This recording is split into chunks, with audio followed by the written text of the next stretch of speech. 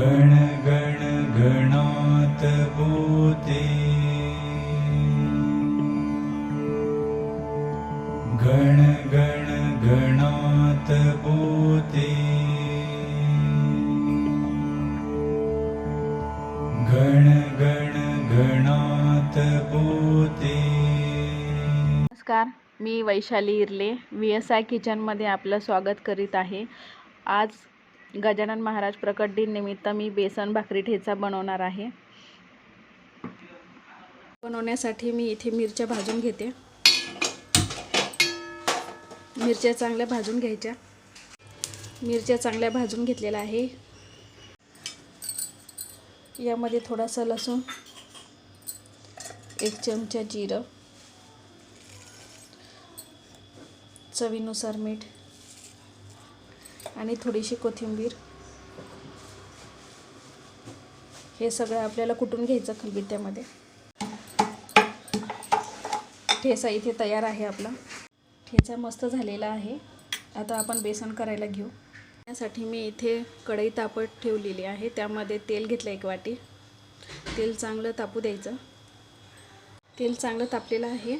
यामध्ये 1 चमचा मोहरी,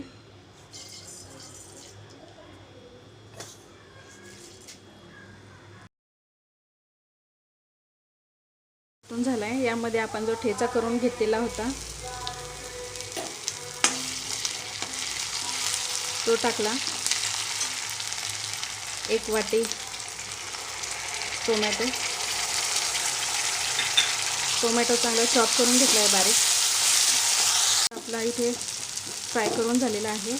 यामध्ये 1 चमचा लाल तिखट, अर्धा चमचा हळद करून घ्यायचं. यामध्ये थोडीशी कोथिंबीर,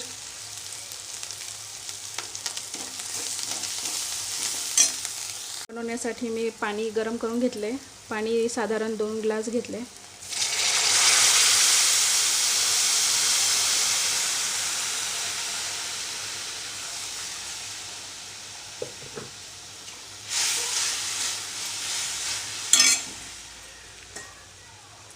यामध्ये 2 चमचे मीठ तुम्ही कमी जास्त करू शकता. या पाण्याला चांगली उकळी येऊ द्यायची आहे. बेसन मी साधारण 1 वाटी घेतलेलं आहे. ते थोडं थोडं करून आता यामध्ये आपल्याला हाटून घ्यायचं.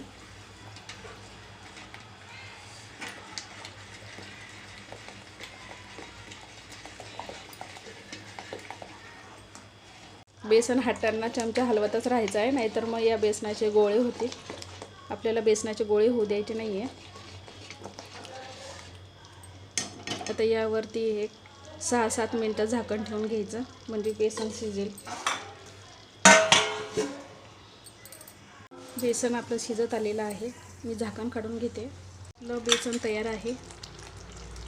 थोडीशी कोथिंबीर, गॅस बंद करून घेते.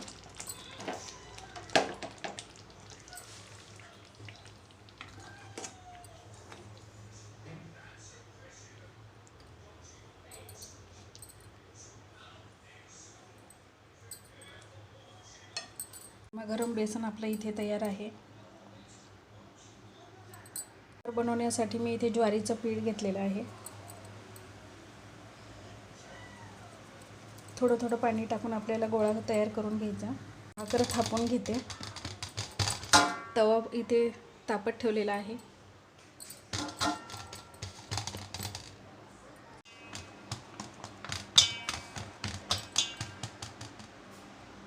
ते आता याच्यावरती आपल्याला भाकर शेकून घ्यायची आहे.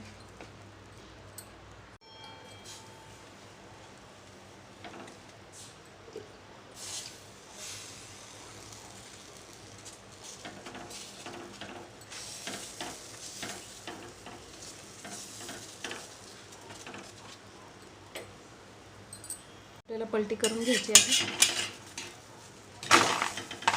दोन्ही साईडला छान खमंग भाजून घ्यायचे. तयार आहे. गॅस बंद करून घेते. अशा प्रकारे आपली इथे बेसन भाकर तयार आहे. आज गजानन महाराज प्रकट दिन निमित्त मी ही रेसिपी बनवलेली आहे नैवेद्यासाठी. ही नक्कीच करून बघा. ही रेसिपी तुम्हाला आवडली असेल तर चॅनलला सबस्क्राईब करा, लाईक करा आणि शेअर करा.